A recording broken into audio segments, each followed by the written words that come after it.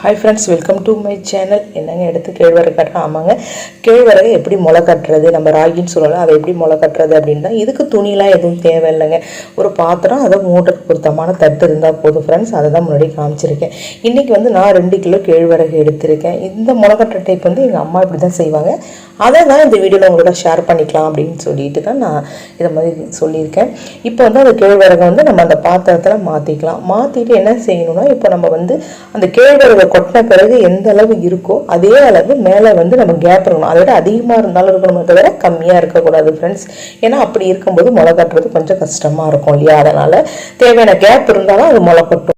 இப்போ நம்ம எல்லா கேழ்வரகு அந்த பாத்திரத்தில் மாற்றிட்டு நம்ம குறைஞ்சது ஒரு 10 தடவை வாஷ் பண்ணணும் ஃப்ரெண்ட்ஸ். அப்போ தான் நமக்கு க்ளீனாக இருக்கும். பாருங்கள், ஃபஸ்ட் டைம் எவ்வளோ தூசி இது எல்லாமே இருக்குன்னு சொல்லிட்டு இது பாருங்கள். இதை மாதிரி இது பண்ணும்போது நமக்கு தண்ணி கிளியராக ஆகிற வரைக்கும் நம்ம கழுவ வேண்டியதான். குறைஞ்சது ஒரு 8 தடவை 10 தடவை நான் கழுவினேன், நீங்கள் 8 தடவையாவது கழுவுங்க ஃப்ரெண்ட்ஸ். அப்போ தான் அந்த நமக்கு கேழ்வரகு இதுவாகும். அது கழுவும்போது ஒரு தடவை மாதிரி பெசர்ன மாதிரி அதில் கழுக்கலாம் வெளியே வர்ற மாதிரி ஒரு தடவை செய்யுங்க. இதை மாதிரி நான் 10 தடவை கழுவினேன். அதை தான் இந்த வீடியோவில் காமிச்சிருக்கேன் நான். இது கேழ்வரகு பொதுவாகவே இரும்பு சத்து அதிகம் உள்ளது இல்லையா? அதுவும் நம்ம முளை கட்டும் போது அதில் இன்னும் ப்ரோட்டீன், ஃபைபர், கால்சியம் எல்லாமே கண்டென்ட் எல்லாமே அதிகமாக இருக்கும். குழந்தைங்களுக்கு கொடுக்குறோம். குழந்தைங்க இல்லை, பெண்கள் இல்லைங்க, எல்லாருமே சாப்பிட்ற ஒரு முக்கியமான பொருள் தான் ராகி இல்லையா?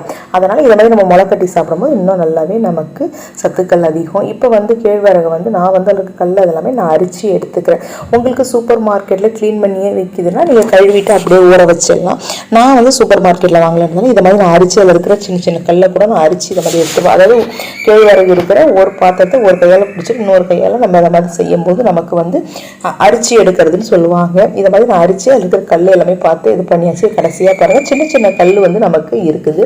அதையும் நம்ம பார்த்து இது பண்ணிவிட்டு சின்ன சின்ன கல்லை நம்ம கீழே கொட்டிட்டு நம்ம இதை மாதிரி இது பண்ணிவிட்டு நல்லா க்ளீனாக 10 தடவை வாஷ் பண்ணிவிட்டு அந்த தண்ணியை ஊற்றி அப்படியே மூடி ஒரு 5லேருந்து 6 மணி நேரம் அப்படியே வைங்க ஃப்ரெண்ட்ஸ். அதை மாதிரி வைக்கும்போது நம்ம கேழ்வரகு நல்லா ஊறி முளைக்கட்ட ஈஸியாக இருக்கும். இப்போ நான் மூடி அப்படியே வச்சுட்டேன். இப்போ ஒரு 6 மணி நேரமே ஆயிடுது ஃப்ரெண்ட்ஸ். இப்போ எடுத்து நம்ம அது பொருத்தமான தட்டை போட்டு மூடிருந்தோம் இல்லையா? அதை சாதம் வடிக்கிற மாதிரி வடிச்சிட வேண்டியதான். அதை மாதிரி வடிக்கும்போது நமக்கு அதில் இருக்க தண்ணி எல்லாமே இறங்கிடும். நீங்கள் அது மாதிரி வடிக்கும்போது கரெக்டான தட்டை இருந்தால் இறங்கவே இறங்காது. நான் செய்யும் போதே பாருங்கள், நமக்கு கொஞ்சோண்டு கேழ்வரகு இறங்கிடுச்சு. அதுக்கப்புறம் நான் தட்டை அழுத்தி பிடிச்சிட்டு கொஞ்சமாக இறங்கினதுக்கப்புறம் இப்போ சொட்டாக சொட்டிட்டு இருக்கு இல்லையா, அந்த தண்ணி கூட இறங்கணும். அதனால் ஒரு 10 நிமிஷம் இதை மாதிரி நடுவில் அது கேப்பு பிடிக்கிற அளவு ஒரு கிண்ணத்தை நான் சொருவிட்டு இப்படியே 10 நிமிஷம் வச்சுட்டேன்.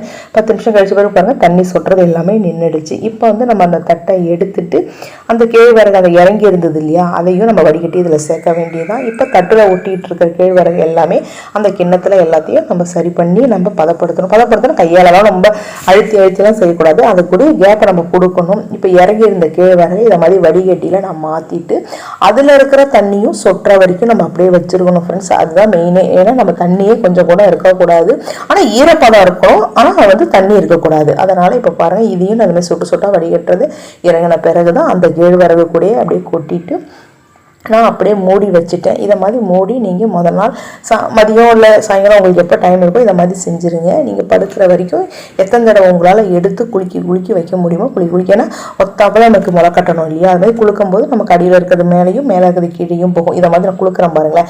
இதே மாதிரி தான் ஃப்ரெண்ட்ஸ் குளுக்கணும். இதை மாதிரி நான் குலுக்கி ஒரு உங்களுக்கு எத்தனை டைம், ஒரு 2 மணி நேரத்துக்கு ஒரு தடவை இல்லை 1 மணி நேரத்துக்கு ஒரு தடவை உங்களுக்கு எப்போ அந்த கேழ்வரகு நம்ம வச்சுருக்கோன்ற சிந்தனை வருதோ அதை மாதிரி நீங்கள் செய்யுங்க.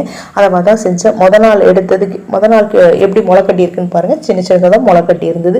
இப்போ பாருங்கள், நான் க்ளோஸ் அப்லையும் காட்டுறேன். இப்போ பாருங்கள், எல்லாமே முளை கட்டி இருக்குது, ஆனால் சின்ன சின்னதாக முளை கட்டி இருக்குது. இப்போ நான் கையால் எடுத்து உங்கள்கிட்ட காமிச்சிட பாருங்கள், இப்படி தான் இருக்கும். அதனால் சரி நம்ம மறுநாளும் வைக்கலாம் அப்படின்னு சொல்லிட்டு நான் மறுநாளும் திரும்பி நான் அப்படியே மூடி வச்சுட்டேன். மூடி தான் இருக்கணும், ஆனால் அதே சமயம் நம்ம குலுக்கி அப்படியே மூணு இடத்துல நம்ம குலுக்கி விடும்போது அடியில் இருக்கிறது மேலேயும் மேலே கீழையும் போயிட்டு இருக்கும். இதை மாதிரி தான் ஃப்ரெண்ட்ஸ் நான் செஞ்சேன். மறுநாள் முளை கட்டிட்டு எப்படி இருக்குன்றதையும் நான் உங்கள்கிட்ட காட்டுறேன். நீங்கள் என்ன எப்பயாவது உங்களுக்கு ஒரு 2 மணி நேரத்துக்கு ஒரு தடவை இல்லை நம்ம வேலைக்கு போகிறோம் அப்படின்னா கூட இல்லை சாயங்காலம் ஒரு தடவை செய்யணும். இதை பாருங்கள், நான் மறுநாள் செகண்ட் டே எப்படி இருக்கு பாருங்கள். தட்டெல்லாம் பாருங்கள் எவ்வளோ முளை கட்டியிருக்கு, நீட்டாக ஃபுல்லாக ஃப்ரெண்ட்ஸ். ரொம்பவே சூப்பராக இருந்துச்சு. உங்களுக்கு வேணும்னா இன்னும் நீட்டாக வேணால் 3rd டேவையும் வைக்கலாம். ஆனால் அதை மாதிரி வைக்கும்போது இந்த ஈரப்பதம் இருக்குது, கேழ்வரகு வீணாயிடு, ஸ்மெல் வருமானம் அதெல்லாம் எதுவுமே வராது ஃப்ரெண்ட்ஸ். நல்லா நமக்கு அதெல்லாம் கெட்டுலாம் போகாது. 3rd டே வரைக்குமே நீங்கள் அப்படியே வைக்கலாம். இப்போ பாருங்கள் நல்லா முளை கட்டியிருக்கு. நான் கையால் அள்ளியும் உங்கள்கிட்ட காட்டுறேன் பாருங்களேன் எந்த அளவு நீட்டாக நமக்கு முளை கட்டி இருக்குன்னு சொல்லிட்டு. இப்போ பாருங்கள் நீட்டாக நமக்கு முளை கட்டி இருக்குது. நான் 2nd டேயோட போதும் நான் நிறுத்திட்டு நான் வந்து கொண்டு போய் வெயிலில் காய வச்சுட்டு நல்லா வெயிலில் ஒரு நாள் காஞ்சா போதும் ஃப்ரெண்ட்ஸ். நம்ம ஒத்தாப்பில் நல்லா ஃபுல்லாக பரப்பி நம்ம இது பண்ணும்போது நல்லாவே இருக்கும். நீங்கள் ஸ்டார்டிங்கில் கவனிச்சு தான் தெரியும் கேழ்வரகு நம்ம ஊற வைக்கும் போது எப்படி இருந்தது, இப்போ முளை கட்டின பிறகு அந்த வட்டாலே எப்படி இருக்குன்னு பாருங்கள் ஃப்ரெண்ட்ஸ், உங்களுக்கு கரெக்டாக தெரியும். இப்போ நான் எடுத்துன்னு போய் வெயிலில் ஃபுல்லாக ஒத்தாப்பில் காய வைக்கிறேன். ஒரு நாள் காஞ்சா போதும். காஞ்சதும் நம்ம அரைச்சிட்டு எடுத்துகிட்டு வந்துட்டு நம்ம சாப்பிட வேண்டியதான். இது என்னதுன்னு சொல்லிட்டு நம்ம தோசை, புட்டு, அடை, சப்பாத்தி, இதுக்கப்புறம் நான் ராகியில் நான் என்ன செய்வேனோ அந்த வீடியோ உங்களோட ஷேர் பண்ணிக்கிறேன் ஃப்ரெண்ட்ஸ். அதை தான் இதில் நான் உங்களுக்கு சொல்லியிருக்கேன். இதை மாதிரி நீங்கள் முளை கட்டி பாருங்கள், ரொம்பவே நல்லாகும். இதுக்கு நமக்கு துணியெல்லாம் எதுவும் தேவையில்லை. முளை கட்ட சில பேர் துணியை எப்படி முளை கட்டிட்டு எங்கே தொங்க விடுறது அது இதுன்னு யோசிப்போம். அதெல்லாம் எதுவுமே தேவையில்லை ஃப்ரெண்ட்ஸ். இதை மாதிரி நீங்கள் செய்யும் ஒரு பாத்திரமும் மூடியே இருந்தால் போதும். ஈஸியாக நம்ம முளை கட்டி நம்ம செஞ்சிடலாம். இதுக்கப்புறம் நம்ம அரைச்ச பிறகு நம்ம முளை கட்டி அரைக்கிற மாவுக்கும் முளை கட்டாத இருக்க மாவுக்கும் வித்தியாசம் இருக்கும் ஃப்ரெண்ட்ஸ். இப்போ பாருங்கள் இந்த கேழ்வரகு நான் அரைச்சிட்டு வந்துட்டேன். இப்போ இந்த மாவு பாருங்கள் எப்படி வெள்ளையாக இருக்குன்னு சொல்லிட்டு. என்னோட வீடியோ பிடிச்சி